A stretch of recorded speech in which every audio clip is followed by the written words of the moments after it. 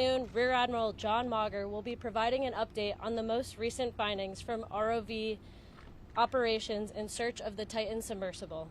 He will provide a brief statement and provide the opportunity for questions after. Please limit your questions to one per outlet. Following the briefing, the Joint Information Center staff and I will be here to help you with any of your further needs. May I now please introduce Rear Admiral John Mauger.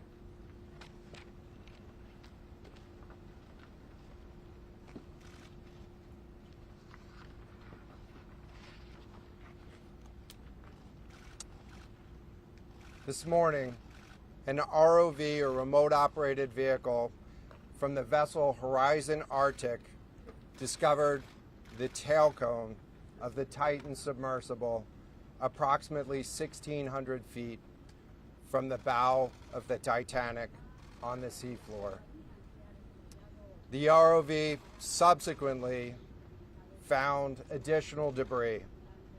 In consultation with experts from within the Unified Command, the debris is consistent with the catastrophic loss of the pressure chamber. Upon this determination, we immediately notified the families. On behalf of the United States Coast Guard and the entire Unified Command, I offer my deepest condolences to the families. I can only imagine what this has been like for them, and I hope that this discovery provides some solace during this difficult time.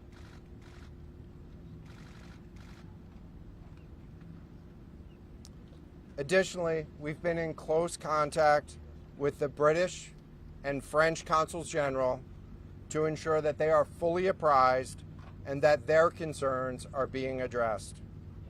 The outpouring of support in this highly complex search operation has been robust and immensely appreciated.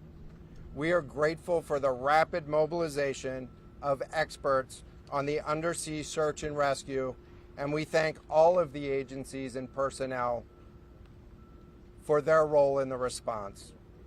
We're also incredibly grateful for the full spectrum of international assistance that's been provided. The ROVs will remain on scene and continue to gather information. Again, our most heartfelt condolences go out to the loved ones of the crew. We'll now take questions. John, what other debris have you found? John, what other debris have you found? Can you talk about the delay in reporting the vessel missing and what impact that had on the recovery? This was a incredibly complex case, and we're still working to develop the details for the timeline involved with this casualty and the response. And so we'll provide that eventually. James Matthews from Sky News. John, what other debris have you found? And have you found any trace of those who were on it? So this is an incredibly complex operating environment on the seafloor, over 2 miles beneath the surface.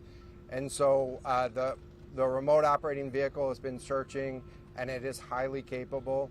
And we've been able to classify parts of the pressure chamber for the Titan submersible. Let me refer to one of my undersea experts here, Mr. Paul Hankin, to talk about the nature of some of the debris.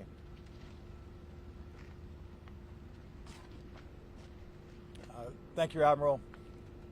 So essentially, we found 5 different major pieces of debris that told us that it was the remains of the Titan. The initial thing we found was the nose cone, which was outside of the pressure hull. We then found a large debris field. Within that large debris field, we found the front end bell of the pressure hull. That was the first indication that there was a catastrophic event. Shortly thereafter, we found a second smaller debris field. Within that debris field, we found the other end of the pressure hull, the aft end bell, which was basically comprised of the totality of that pressure vessel. We continue to map the debris field, and as the Admiral said, we will do the best we can to fully map out what's down there. Thanks, Paul. Admiral, can I may? Thank you very much. Go ahead. It's a very difficult question to ask, but it will be an important one for the families, of course. What are the prospects of recovering the bodies of the missing crew? So the questions was related. I'm restating the question from the standpoint of sometimes it's hard to hear the question here. What are the prospects for recovering crew members? And so this is a incredibly unforgiving environment down there on the seafloor, and the debris is consistent with a catastrophic implosion of the vessel. And so we'll continue to work and continue to search the area down there, but I don't have an answer for prospects at this time. Admiral, it's Tom Costello at NBC News. Is there any suggestion? Sorry, any suggestion at all that the sub itself collided with the wreckage of Titanic, or that instead it might have imploded above the wreckage and then rained down nearby? So the question was, is there any question as to whether or not the sub collided with the Titanic or whether it imploded above and debris field created from that? So the location of the Titan submersible was in an area that was approximately 1,600 feet from the wreck of the Titanic. I have an expert here that is familiar with that area and can talk about the debris field and what the debris field indicates in terms of where the casualty may have occurred. Rear Admiral, really quickly, can you tell me when that massive fleet will be called back? Hang on a second. The expert voice is coming up to answer the question. Thank you, Admiral. So the question is, where does the wreck lie in relation to the Titanic? I didn't hear the Admiral's answer. I think 1,600 feet. Was that correct, Admiral? Yep, you got it. So that's off the bow of Titanic. It's in an area where there is not any debris of Titanic. It is a smooth bottom. To my knowledge and anything I've seen, there's no Titanic wreckage in that area. And again, 200 plus meters from the bow, and consistent with the location of last communication for an implosion in the water column. And the size of the debris field is consistent with that implosion in the water column. Thanks. Admiral, if I can ask a question, in terms of the timing here, you say that this was a catastrophic implosion. And I know it's early on, but is it your estimation that this happened right at the moment when they lost contact, an hour and 45 minutes after their descent? So the question was about the timing of the catastrophic implosion. Right now, it is too early to tell with that. We know that as we've been prosecuting this search over the course of the last 72 hours and beyond, that we've had sonar buoys in the water nearly continuously and have not detected any catastrophic events when those sonar buoys have been in the water. So, Can you describe what happens from here, sir, in the next days and weeks in terms of finding any more debris? What happens from here? So we will. The question was, what happens from here? What's the next phase? And so right now, again, our thoughts are with the families and making sure that they have an understanding as best as we can provide of what happened and begin to find some closure. In terms of the large process, we're going to continue to investigate the site of the debris field. And then I know that there's also a lot of questions about how, why, and when did this happen. And so those are questions that we will collect as much information as we can on now, while the governments are meeting and discussing, what an investigation of this nature of a casualty might look like.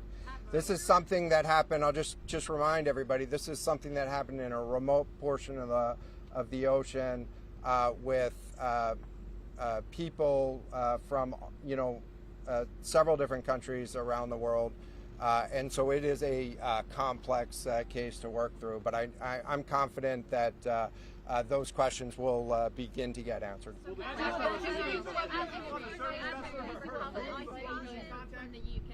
there any suggestion that time factors, speed, anything could have prevented this or saved 5 people on board, or is this quite simply a catastrophic accident? The question was there any suggestion that time factors may have played a role or a consideration in the casualty here? And so the debris field is consistent with a catastrophic implosion of the vessel. Again, while we were prosecuting the search, we had listening devices in the water throughout and did not hear any signs of catastrophic failure from those. And so we're going to continue to investigate, or we're going to continue to document the information there and understand, based on all the information we have, the timeline. What does this mean for the resources required for the investigation? Which ships will be pulling out and coming in? So the question was, what are the resources required for the investigation, and which ships will be pulling out and staying in? And so it's too early for me to talk about an investigation. That's a decision that's going to be taken outside of the search and efforts that I was leading. But we do have a number of vessels. We have 9 vessels on the scene right now. We had medical personnel on scene. We had other technicians on scene. And so we will begin to demobilize personnel and vessels from the scene over the course of the next 24 hours.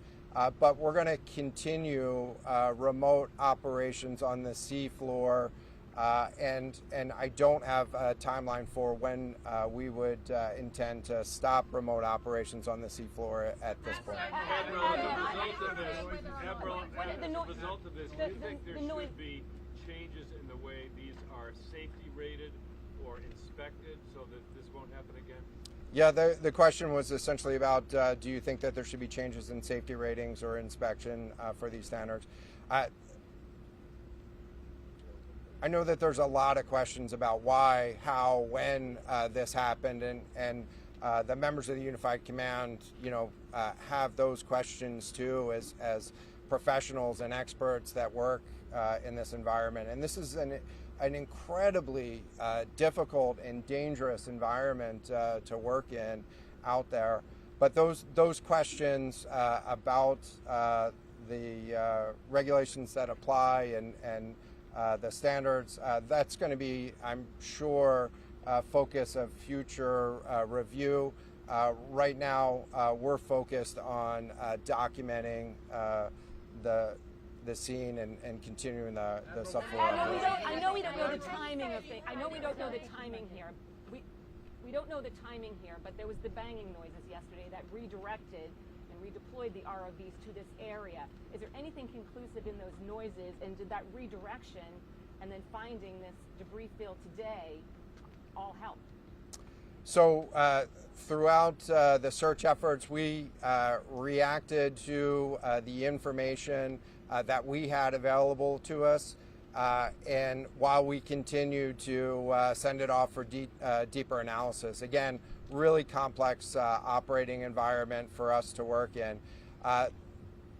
Let me check with the experts, but there doesn't appear to be any connection between the noises and the location on the seafloor. Again, This was a catastrophic implosion of the vessel, which would have generated a significant broadband sound down there that the sonar buoys would have picked up.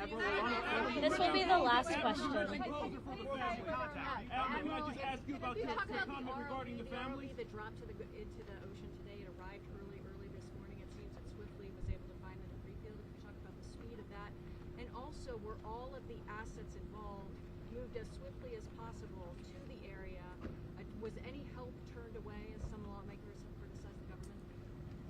This was a incredibly complex operation, and we were able to mobilize an immense amount of gear to the site in just a really remarkable amount of time, given the fact that we started without any sort of vessel response plan for this or any sort of pre-staged resources.